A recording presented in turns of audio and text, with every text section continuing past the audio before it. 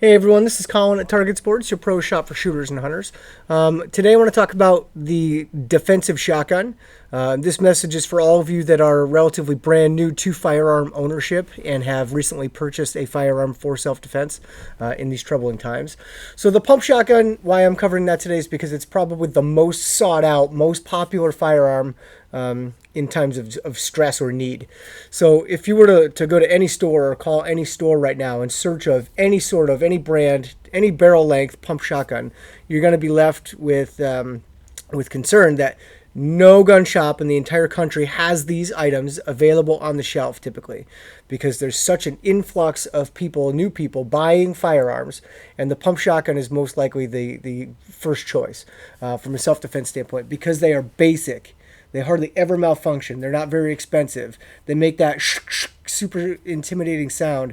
And for somebody that does not have a lot of firearm skills, they're easy to shoot and hit a target. So no wonder the pump shotgun is the most popular, most sought out defensive tool right now. So for those of you that have one that do not have a lot of background or skills with your shotgun, practice is going to be something that we really want to instill in you that you need to do to be a responsible firearms owner and a defender of your family and home if things do hit the fan. So getting your shotgun is fantastic. Picking up ammo is great, but you really need to seek out further training and instruction, which you can certainly find here. So picking up some snap caps. Snap caps are dummy rounds. They're inert, they're aluminum, they're plastic. They go inside the magazine tube, they go inside the chamber. You can cycle them, you can practice loading and unloading. They simulate malfunctions. Snap caps are like $12 for two of them. They're really handy. And this is a must-have for somebody that's looking to build their skills and confidence with any gun, really, at home or at the range. So picking up some snap caps is something that I encourage all of you to do so that we can then train and practice with our guns with empty ammunition at home. So the pump shotgun, again, I just want to go over some of the key features of the gun. I want to talk about how do I keep the gun safely stored at home yet available in an emergency, and how do we operate this thing. So the pump shotgun has the forend, which moves back and forth, pumps back, which would eject a case or pull a casing from the magazine tube, and then by pushing forward, we're then loading one that's then pumped down into the receiver and now into the barrel.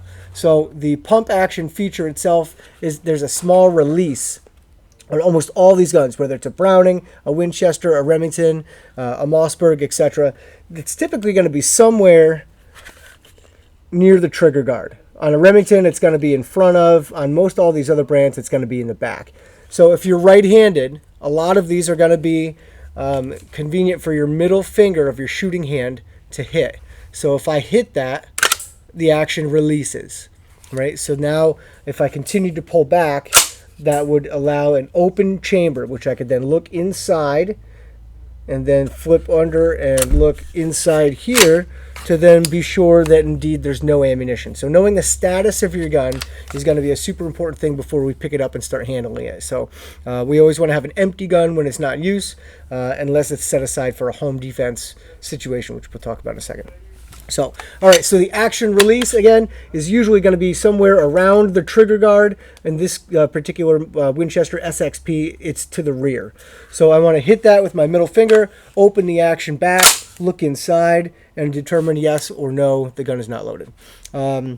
So all these firearms will have a mechanical safety, which is a mechanical device which can fail. So you are truly the number one safety. And what that means is keeping your finger off the trigger until ready to fire. We only touch the trigger until we're ready to put holes in target. The muzzle, the end where the bullet comes out, this is what would be the dangerous end. We never point at anything we're not intending to put a big hole through. So muzzle control, trigger control are the two most important things with firearm safety and handling. And then knowing what you're shooting at, what kind of ammo you're going to use, what's beyond that target, and then not leaving firearms available for other people that we don't want to have them. That's the firearm safety rules. So safeties. Most all these guns are going to have that safety right by the trigger guard itself. So the only exception to that is going to be the Mossberg. Mossberg 500s, Mossberg variations will have a safety on the top of the receiver, which is pretty cool for anybody that's left-handed because you don't have to swap anything around. So I like the Mossberg. I think it's a great design. It's a really robust gun.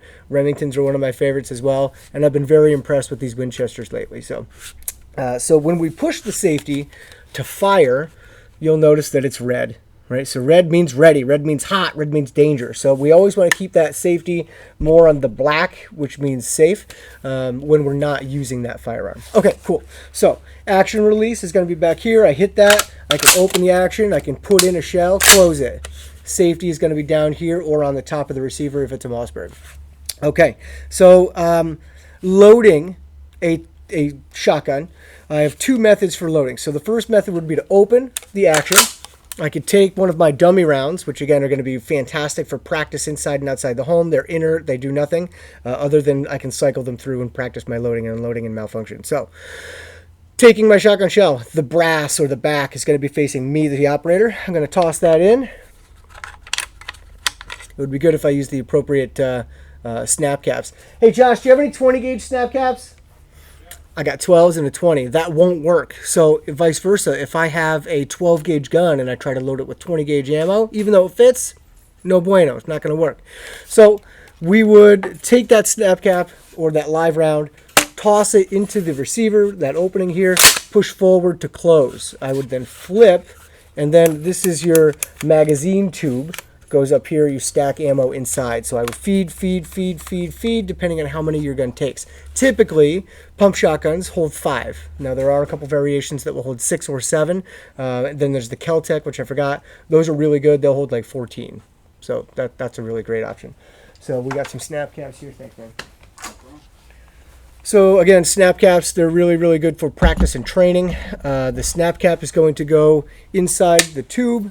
Or I'm sorry, inside the receiver. We're going to close it up, then spin, and then feed. All right, very cool. So to eject the casings, say I've got a loaded shotgun now and I want to put it back in the gun safe. We never store guns loaded in a gun safe. I'm going to hit that action release, and then I'm just going to pump through until they all come out. Right? And then we're going to double check, and I'm going to keep the safety on, and then I can put it away. When we're storing guns, we want to wipe them down. We don't want to have any oil or fingerprints or salt or anything left on any metal surface, because when we're not using them, they can rest. So just keep that in mind. So how would I keep this firearm ready to go in a home emergency scenario? There's two ways. One, you can put a round right in the chamber, close it, and then feed that magazine, and then keep the safety on, and then put it in some sort of a concealable device or some sort of rapid lock, or just tucked away someplace that only you and your family member has access to. So that's a great way to have a shotgun that's ready to go right now. But if you've got small children, if you are not super trained up and you want that extra second to pause and think about what's happening and what do I have to do, we do not recommend keeping your gun stored that way. Patrol ready is a better way to keep your firearm ready to use. That's typically how law enforcement would keep theirs. So that would mean that you would have the safety on, you would have the chamber empty, and you would just have a full tube. So that gives me the extra second to be like, okay, what's going on here? Oh my gosh, I need this. Pump, and that takes a round from the magazine, loads it to the chamber. Now what that does do for me is it takes one less round from the magazine, so I could take an extra shell in a moment and jam it inside the tube to top off. That's going to give me my max capacity. So we like that method because, again, it gives you the extra second to process what's happening. It gives you the ability to warn somebody, I've got a gun and I mean business. So that taking that extra second is okay. There's debates on that. Do I want to give my location away? Do I want to give away the fact that I do have a firearm? That's all up for debate. You can leave those comments below in the box. I also want everyone to like, share, and subscribe these pages. I really appreciate all that support. Okay, so pump shotguns, remember, safety on, red ready. We want to know where our action release is. We want to know the different methods for loading. So in through or up in. Those are the two ways in which we're going to get that shotgun ready to rock. So muzzle control, finger off the trigger, trigger control are the two most important factors with firearm safety. And seek out education and training. We are here for you. We have range times scheduled. So if that's something that you're into, come see us. All right, shoot straight.